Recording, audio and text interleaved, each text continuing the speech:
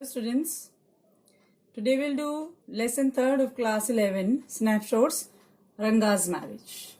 First of all, enrich your vocabulary by some of the following words. Pursue, which means to try to achieve something. Mill around, it means crowded. To assemble or move without purpose, कि बगैर किसी purpose के इधर उधर घूमना या इकट्ठे हो जाना. यहाँ पर हम भीड़ लगाना भी इसको कहेंगे. Cartographer, which means one who draws maps. जो मैप्स को ड्रॉ करता है, the person is known as cartographer. Glowingly, praising highly, बढ़ा चढ़ाकर तारीफ करना, that is glowingly here. Flea pestered. Flea क्या होता है? पिस्सू होता है. This is a small insect that sucks blood. Pester mean क्या होता है? परेशान करना. तो flea pestered here mean troubled by small insects that suck blood. Rambling, to depart from main point, or you can say to beat about the bush. की main part से main जो part है, मेन पॉइंट है, उसको छोड़कर इधर उधर की बातें करना. Melted away, hears mean disappeared, गायब हो जाना. Pleasantries, jokes and commodity things. Now we'll do the chapter. Let's do the chapter Ranga's marriage by Masti Venkatesh Iyengar. Just think about the writer. The name of the writer is मस्ती वेंकटेश अयंगर. इस नाम को सुनकर क्या महसूस होता है? जो नाम है, नाम से ही लोकेलिटी का पता चलता है. तो अयंगर अगर हम बात करते हैं तो साउथ इंडियन जो हैं उनके नाम कुछ इस तरह के होते हैं. तो इट मीन्स क्या है, जो चैप्टर हम पढ़ने वाले हैं ये साउथ इंडियन राइटर का लिखा हुआ है, और उसके साथ साथ इसमें कुछ ऐसे वर्ड्स भी होंगे जो वहीं से रिलेटेड हैं.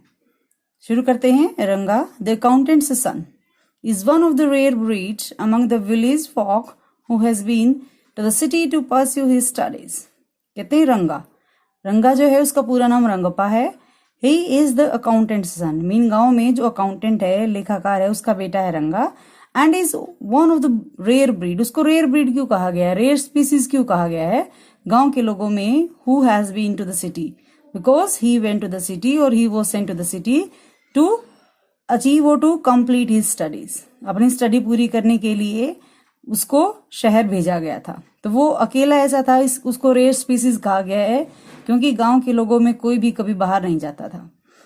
सो when he returns to his village from the city of Bangalore, the crowds mill around his house to see weather he has changed और not. So after his studies, after the completion of his studies, when he return to his village from the city of Bangalore, Bangalore से जब वो वापस अपने गांव आता है तो जो क्राउड है, मिल अराउंड अभी मैंने बताया था मीन क्राउड हो जाना, इकट्ठे हो जाना. तो जो भीड़ है उसके घर के आसपास इकट्ठा हो जाती है. क्यों? To see weather he has changed और नॉट. ये देखने के लिए कि वो चेंज हुआ है कि नहीं है, जैसा गया था वैसा है या अलग हो गया है. His ideas about marriage are now quite different. और आर दे, शादी के बारे में उसके जो विचार हैं, उसकी जो थिंकिंग है, अब वो काफी अलग हो गई है. हम ये पढ़ेंगे कि भी शादी के बारे में उसकी क्या राय है, कैसे लोग उसको देखकर क्या सोचते हैं, क्या वो उनमें कोई डिफरेंस पाते हैं, नैरेटर से उसकी मुलाकात कैसे होती है. सो शुरू करेंगे. When you see this title, some of you may ask Ranga's marriage. Here the narrator is asking the reader.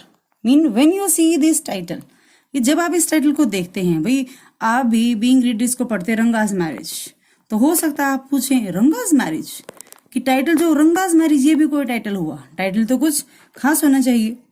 Why not Ranganath विवाह और रंगनाथ विजया. तो रीडर जो है वो नैरेटर से पूछ सकता है कि भाई रंगनाथ विवाह या रंगनाथ विजया टाइटल क्यों नहीं दिया. वेल यस, कहते हैं हाँ, I know I could have used some other mouth filling one like Jagannath Vijaya और गिरिजा कल्याणा. तो जो नैरेटर है वो कहते हैं I know it very well that I could have used some other mouth filling mean that sounds heavy. When you see this title, some of you may ask Ranga's marriage. तो नैरेटर कहता है कि जब आप में से कोई, मीन रीडर से पूछता है, जब आप में से कोई इस टाइटल को देखता है तो हो सकता है कि कोई पूछे रंगाज मैरिज, भाई ये भी क्या टाइटल हुआ? ये कोई टाइटल नहीं. टाइटल जो है वो थोड़ा सा अच्छा होना चाहिए, पर ये क्या टाइटल हुआ Ranga's marriage. Why not Ranganath विवाह और रंगनाथ विजया. कि रंगनाथ के जो टाइटल है वो आपने रंगनाथ विवाह या रंगनाथ विजया क्यों नहीं रखा? रंगनाथ मैरिज, रंगाज मैरिज ही क्यों रखा? Well yes, I know I could have used some other mouth filling one like Jagannath Vijaya और गिरिजा कल्याण। माउथ फिलिंग क्या होता है, जो थोड़ा भारी नजर आए, भारी भरकम सा, एकदम से मतलब मुंह भर के बोला जाए भारी सा। तो कहता कि हाँ मैं जानता हूं, मैं यूज कर सकता था कोई भारी भरकम सा लगने वाला टाइटल, जैसे जगन्नाथ विजय या गिरिजा कल्याण। इन दोनों में से मैं कोई टाइटल यूज कर सकता था। कल्याण का मीनिंग क्या होता है, विवाह, क्योंकि ये साउथ इंडियन राइटर के थ्रू लिखा गया है, तो कल्याण साउथ में विवाह को कहते हैं, शादी को कहते हैं। But then this is not about Jagannath victory और गिरिजा's वेडिंग। कहता है कि भाई जगन्नाथ विजय या गिरिजा कल्याण इसका टाइटल हो सकता था, लेकिन ऐसा नहीं है। क्यों नहीं है? क्योंकि ये किसी जगन्नाथ की जीत के बारे में या किसी गिरिजा की शादी के बारे में नहीं है। It's about her own Ranga's marriage and hence no fancy title. The narrator said that it's about his own Ranga. रंगा जो है उसकी शादी के बारे में है। That's why he has not given it any fancy or imaginary title. भाई कोई खास भड़कीला सा टाइटल उसने इसको नहीं दिया है। Hosahalli is our village. The narrator describes that his village is Hosahalli. You must have heard of it. And he also asks the reader that they must have heard about it. कि भाई जो reader हैं उन्होंने होसाहली के बारे में जरूर सुना होगा। अब वो रीडर से एक्सपेक्ट कर रहा है कि वो आंसर करें, और मान लीजिए बीइंग रीडर आप कहते हैं नो, हम नहीं जानते हैं। नरेटर जो कह रहा है कि होसाहली तो आपने सुना ही होगा, लेकिन रीडर कहता नहीं, व्हाट अ पीटी। तो कहता हाय कितनी दया की बात है, but it is not your fault. But he also admits that it is not the fault of the reader. There is no mention of it in any geography book. Fault क्यों नहीं है, कमी क्यों नहीं है? क्योंकि ज्योग्राफी बुक में इसके बारे में कोई मेंशन, कोई डिस्क्रिप्शन है ही नहीं, कि किसी भी ज्योग्राफी की बुक में होसाहली को कहीं भी डिस्क्राइब नहीं किया गया है। समझे इस चीज को, क्या मीनिंग है इसका? ज्योग्राफी की बुक से ही हमें सारी लोकेशंस का पता चलता है। इंडिया की अगर हम इंडिया की बात करते हैं तो नॉर्थ साउथ ईस्ट वगैरह की हम बात करते हैं, पर्टिकुलर स्टेट्स की बात करते हैं, तो वो हमें कहाँ से पता चलता है? उस ज्योग्राफी की बुक में हमने जो मैप पढ़ा है। लेकिन यहाँ पर होसाहली के बारे में रीडर को क्यों नहीं पता? क्योंकि किसी भी ज्योग्राफी की बुक में उसका कोई डिस्क्रिप्शन नहीं है। दो sahibs in England writing in English probably do not know that such a place exist and so make no mention of it. कहते हैं दो साहिब्स इन इंग्लैंड। दो साहिब्स इन इंग्लैंड किसके लिए आया है? अंग्रेजों के लिए, कि जो अंग्रेज थे राइटिंग इन इंग्लिश, वो इंग्लिश में लिखा करते थे। Probably do not know that such a place exists. Perhaps they didn't know that there is a place named Hosahalli, कि होसाहली नाम का कोई जगह भी है, and so make no mention of it, and that's why they didn't describe it or they didn't give any kind of description of Hosahalli. Our own people too forget about it. कहता अंग्रेजों की तो बात क्या, हमारे खुद के लोग इसके बारे में भूल गए। You know how is it? They are like a flock of sheep. तो अपने लोगों के बारे में कह रहा है, रीडर को कह रहा है कि आप जानते हैं क्या होता है कि वो सारे के सारे लोग क्या है ना, like a flock of sheep, भेड़ों की झुंड की तरह होते हैं। भेड़ों के झुंड में क्या होता है देखो, one sheep walks into a pit the rest blindly follow it. कि अगर एक शिप जो है गड्ढे में गिर जाती है तो बाकी उसे ब्लाइंडली फॉलो करते रहते हैं और बाकी भी गड्ढे में गिरते रहते हैं। कहते हैं ना भेड़ चाल। भेड़ चाल का मतलब क्या है? जो एक जैसा एक कर रहा है सभी उसको फॉलो करेंगे, अपना माइंड नहीं लगाएंगे ये सही कर रहा है कि गलत कर रहा है, उसको फॉलो करते चले जाएंगे। तो सेम ही हुआ। When both the sahibs in England and our own geographers have not referred to it, you cannot expect the poor cartographer to remember to put it on the map. कहते हैं कि जब वो अंग्रेज या फिर हमारे खुद के ज्योग्राफर्स जिन्होंने ज्योग्राफी लिखी है वो सब हैं, उन्होंने इसका कोई जिक्र नहीं किया है, तो आप ये कैसे एक्सपेक्ट कर सकते हैं कि बेचारा cartographer, cartography mean one who draws map, कि मैप ड्रॉ करने वाले को इसे मैप में डालना याद रहेगा। कि जब ज्योग्राफर ने नहीं सोचा है, जो इंग्लैंड से आए हुए साहब थे उन्होंने इस बारे में ध्यान नहीं दिया, तो बेचारा मैप बनाने वाला क्या करे। And so there is not even the shadow of our village on any map, and that's why there is no shadow of होसाहली on any of the map. इसलिए किसी मैप में भी होसाहली की परछाई तक भी नजर नहीं आती। Sorry, I started somewhere and then went off in another direction. अब इतना सब कुछ बता दिया है। शुरू कहाँ की ऐसे किया था? रंगा की शादी के बारे में, टाइटल के बारे में बात करते करते नरेटर कहाँ पहुंच गया, लेकिन फिर वो सॉरी फील करता है, माफ कीजिए। कहता है आई स्टार्टेड समवेयर, मैंने शुरू कहीं किया था और दूसरी डायरेक्शन में कहीं और ही पहुंच गया। जिस बारे में बात करनी थी वो बात कर नहीं रहा हूं, कुछ और ही बता दिया। अब इंपॉर्टेंस बताता है अपने गांव का। If the state of Mysore is to Bharatvarsh, what the sweet Keragadabu is to festive meal, then Hosahalli is to Mysore state, what the feeling is to the Keragadabu. इसका इंपॉर्टेंस समझे। जो कैरिका डाबू है ये क्या है, साउथ इंडियन डिश है, मिठाई का नाम है जो साउथ इंडिया में बनाई जाती है, खाई जाती है। तो उसका इंपॉर्टेंस बताते कहते हैं कि भारतवर्ष में, अगर भारत देश में जो मैसूर का इंपॉर्टेंस है, जहां टीपू सुल्तान ने लड़ाई लड़ी थी, कहते हैं कि अगर भारतवर्ष में जो इंपॉर्टेंस मैसूर का है, जो त्योहार के सीजन में कैरिका डाबू का इंपॉर्टेंस है, ये उनकी एक स्वीट डिश है, मिठाई है, कि त्योहार के सीजन में जैसे इसका इंपॉर्टेंस है वैसे ही होसाहली जो है उसका मैसूर में इंपॉर्टेंस है। मैसूर जो स्टेट है उसमें होसाहली गांव जो है वो इम्पोर्टेंट है। इम्पोर्टेंट कैसे है, जैसे कैरिका डाबू की जो फीलिंग होती है, कैरिका डाबू फीलिंग का मतलब होता है जिससे उसको भरा जाता है। जो कैरिका डाबू होती है बाहर की लेयर कुछ और उसके अंदर कोकोनट और शुगर भरी जाती है, जिस वजह से वो इतनी टेस्टी लगती है। तो कहते हैं कि जैसे अगर कैरिका डाबू जो है अगर उसमें कोकोनट और शुगर नहीं डाली जाए तो वो उसका इंपॉर्टेंस नहीं है। इसी तरह से अगर मैसूर में होसाहली नहीं है तो मैसूर का भी इतना इंपॉर्टेंस नहीं बनेगा। अब इसमें देखिए क्या है, इसको इंपॉर्टेंस को समझें आप। फेस्टिव मील का मीनिंग क्या होता है, त्योहारों पर, खास त्योहारों पर बनने वाला जो खास भोजन होता है उसको हम फेस्टिव मील कहते हैं। इनके यहाँ फेस्टिव मील कैरिका डाबू है साउथ में, हमारे यहाँ हमारे नॉर्थ में हो सकता है अलग हो, अलग अलग त्योहारों का अलग अलग खाना होता है। What I have said is absolutely true, believe me. जो ऑथर है, नरेटर है, वो रिक्वेस्ट करता है रीडर से कि what he had said that is absolutely true. उसने सब ठीक बताया. It according to him that Hosahali is that much important village. I will not object to your questioning it, but I will stick to my opinion. तो narrator कहता है I will not object to your questioning. I mean if the reader put any question कि भी कहता नहीं ऐसा नहीं है तो कोई बात नहीं, I will stick to my opinion. मेरी राय यही है कि भाई होसाहली जो है इतना इंपॉर्टेंट है। I am not the only one who speaks glowingly of Hosahalli. कहता I am not the only person of Hosahalli who speaks glowingly. Glowingly mean क्या होता है, बहुत ज्यादा बड़ा चढ़ाकर तारीफ करना, कि मैं ही अकेला नहीं हूं जो होसाहली की इतनी तारीफ करता है। We have a doctor in our place, in our village we have a doctor as well, his name is Gunda Bhatt. The name of the doctor is Gunda Bhatt. He agrees with me, and Gunda Bhatt also agrees with the narrator that Hosahali is very important. He has been to quite a few places. Gunda Bhatt has visited many places. No, not England. Mean नहीं, England तो नहीं, बाकी England के अलावा बहुत सारी जगह पर गुंडा भट्ट ने सैर की है, वो घूमा है. If anyone asks him whether he has been there, he says no, Ananya, I have left that to yes, you. कहता है कि अगर कोई गुंडा भट्ट से पूछता है कि भाई आप कभी इंग्लैंड गए हैं, तो कहता नहीं. अनन्या क्या होता है, बड़े भाई को कहा जाता है. साउथ की एक टर्म है जिसको अन्ना भी कह सकते हैं, बड़े भाई के लिए यूज होती है. कहता नहीं अन्ना, ये जगह मैंने तुम्हारे लिए छोड़ दी है, कि भाई मैं इंग्लैंड नहीं गया, ये जगह मैंने तुम्हारे लिए छोड़ दी है. Running around like a flea pestered dog is not for me. और वो क्या कहता है, फ्ली पेस्टेड क्या होता है, जैसे कुत्ते के शरीर में पिस्सू पड़ जाते हैं तो क्या करता है, इधर उधर भागता रहता है. तो कहता है कुत्ते की तरह जिसके शरीर में पिस्सू पड़े हो, इधर उधर घूमना मेरे बस की बात नहीं है. I have seen a few places in my time. मैंने भी कुछ जगह देखी हैं. Though as a matter of fact he has seen many, but Gunda Bhatt has seen many of the places. Now the narrator is describing some of the specialties of his village. अपने गांव की कुछ खास बातों के बारे में बताता है वो. कहता we have some mango trees in our village. Narrator कहता है हमारे गांव में मैंगो ट्रीज हैं. Come visit us and I will give you a raw mango from one of them. The narrator is inviting the reader to visit his village and he would give them a raw mango. कच्चा आम देगा. Do not eat it. और कहता है उस आम को खाना नहीं है. जस्ट टेक अ बाइट, उसको जरा सा काटना है, जरा सा टेस्ट करना है. The soreness is so sure to go straight to your ब्रह्मांद्रा.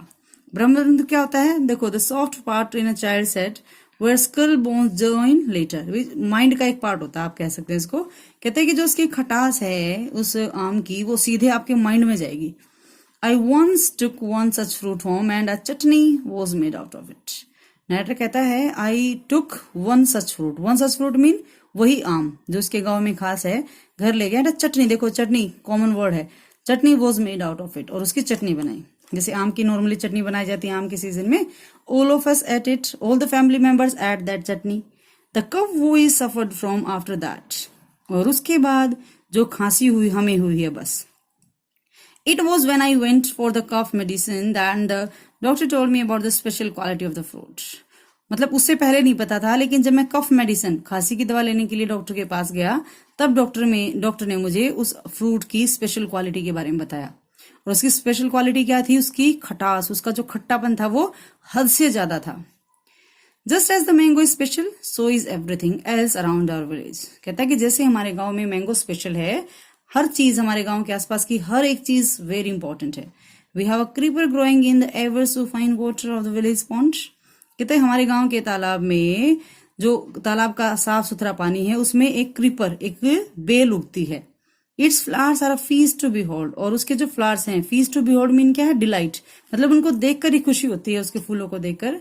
Gate two leaves from the creeper when you go to the pond for your bath. कहते जब आप नहाने जाओ, रीडर को कहता है, वो अपने गांव की सारी विशेषताएं बता रहा है कि जब आप नहाने जाओ ना तालाब पर, तो क्या करो? 2 लीव्स फ्रॉम द क्रीपर, उस बेल से 2 पत्तियां तोड़ लाओ। अगर आप पत्ती की बात करें तो छोटी सी पत्ती माइंड में आती है। And you will not have to worry about not having leaves on which to serve the afternoon meal. और फिर आपको इस बारे में चिंता करने की जरूरत नहीं है कि दोपहर का भोजन किन पत्तियों पर सर्व किया जाए। जैसा हम तो थाली में, प्लेट में खाना खाते हैं, साउथ इंडिया में क्या होता है, जो बड़ी बड़ी पत्तियां होती हैं, आपने देखा होगा, उन पर वो खाना खाते हैं, उन पर खाना सर्व किया जाता है। तो मतलब आप ये देखें, जो बेल उनके तालाब में लगती है वो कितनी बड़ी है। You will say I am rambling. Rambling क्या होता है? Beating about the bush, not coming straight to the point. इसको तो नरेटर कहता है कि आप कहोगे कि मैं इधर उधर की बातें घुमा रहा हूँ।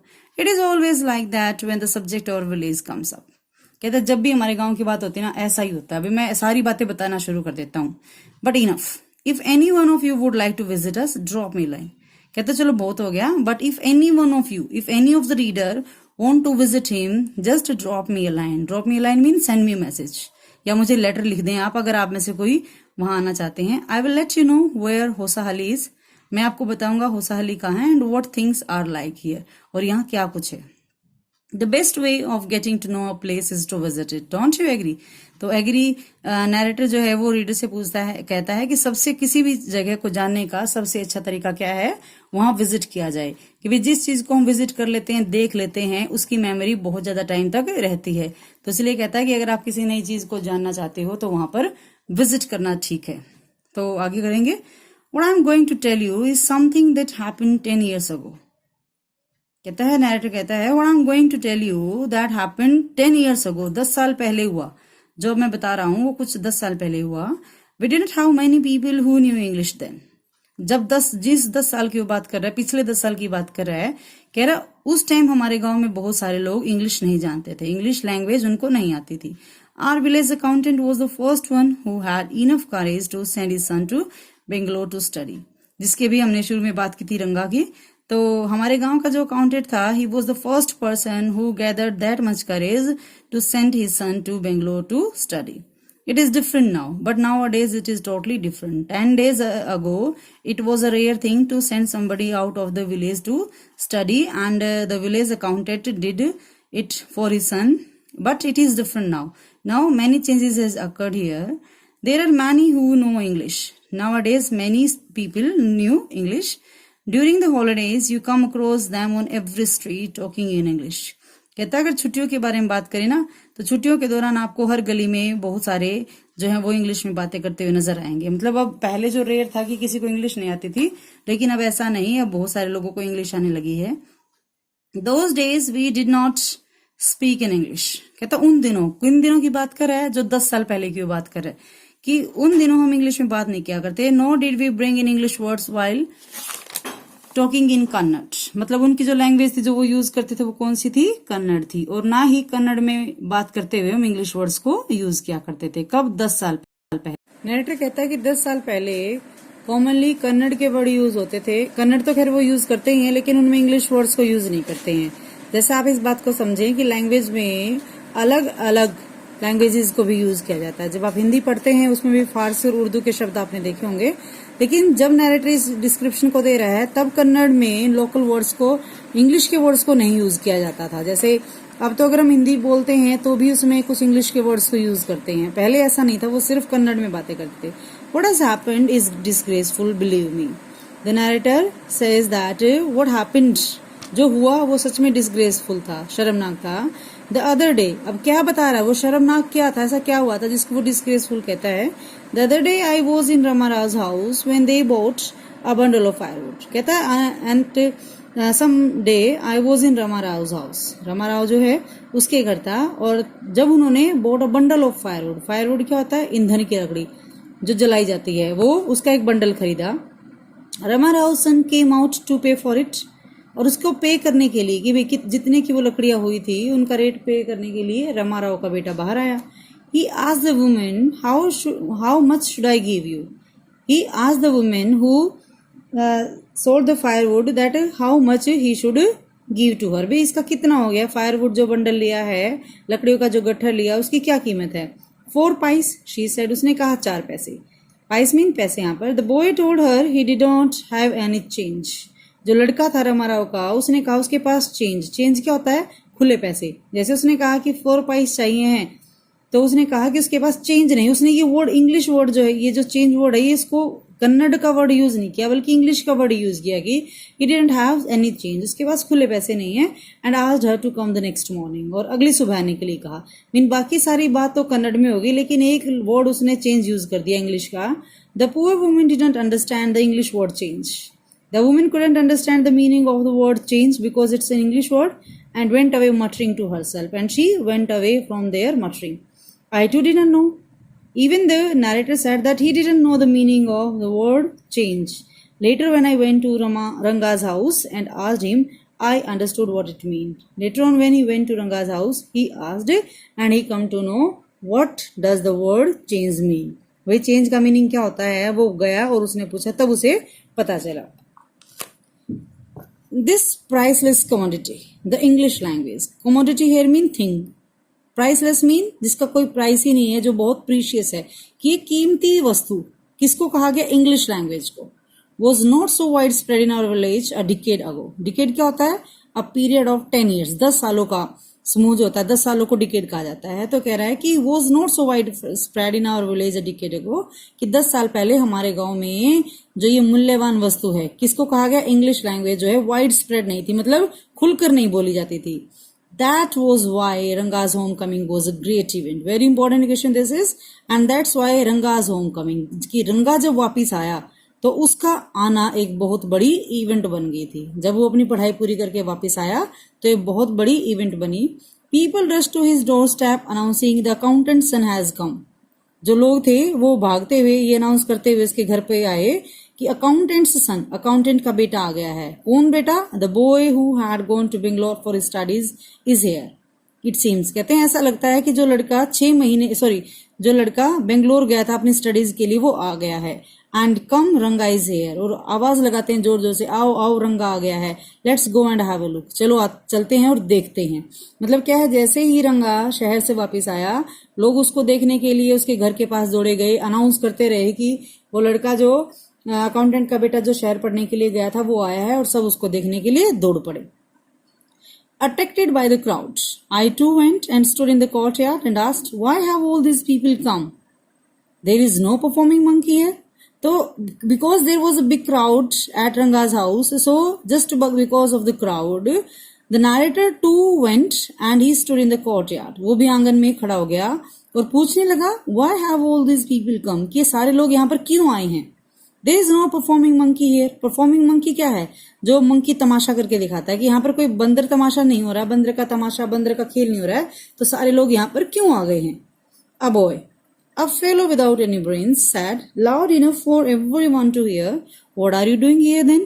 तो जैसे ही नैरेटर ने कहा कि भाई सब लोग यहाँ क्यों इकट्ठा हो गए, यहाँ कोई मंकी का गेम थोड़ी ना हो रहा है, तभी एक लड़का, a fellow without any brains, fellow without brains मतलब जैसे उसके पास दिमाग ही ना हो, उसने कहा loud enough for everyone to hear, इतना ऊंचा कहा जिससे सभी ने सुन लिया। अगर कोई यहाँ पर कोई मंकी का खेल नहीं हो रहा, उस लड़के ने नैरेटर से कहा, तब आप यहाँ क्या कर रहे हो? भाई हम तो जैसे तैसे जिस वजह से भी आए ठीक हैं, आप कह रहे हो मंकी का कोई गेम नहीं हो रहा है यहाँ पर, फिर आप क्या करने आए हो? A youngster, immature and without any manners. The narrator calls the boy quite young. He was immature in behavior and he didn't have even manners. Thinking that all these things were now of the past, I kept quiet. तो narrator को लगा कि सारी चीजें past की हैं, चलो कोई बात नहीं, हुई सो हुई। He just kept quiet. वो चुप रहा। Seeing so many people there, Ranga came out with a smile on his face. When Ranga saw that many people had gathered at his doorstep, he came out of the house with a smile on his face. Had we all gone inside, the place would have turned into what people call the black hole of Calcutta. Narrator is describing the situation of the house of Ranga that had we all gone inside. कि अगर हम सबके सब जो लोग रंगा को देखने के लिए आए थे, अगर वो सबके सब अंदर चले जाते ना, तो बिल्कुल जो जगह थी वो ब्लैक होल ऑफ कलकत्ता, जिसे लोग ब्लैक होल ऑफ कलकत्ता कहते, वैसी सिचुएशन हो जाती। इसको मीनिंग को समझेंगे जरा। क्या था कि जैसे ही रंगा आया, large number of people gathered at his door step, तो भीड़ बहुत ज्यादा हो गई थी। तो उसको क्या कहा लोग जो थे, ब्लैक होल ऑफ कलकत्ता। इसका क्या मीनिंग है कि अंग्रेजों के शासन के दौरान अंग्रेजों ने क्या किया था, एक कमरे में बहुत सारे लोगों को, hundreds of people were closed in a room.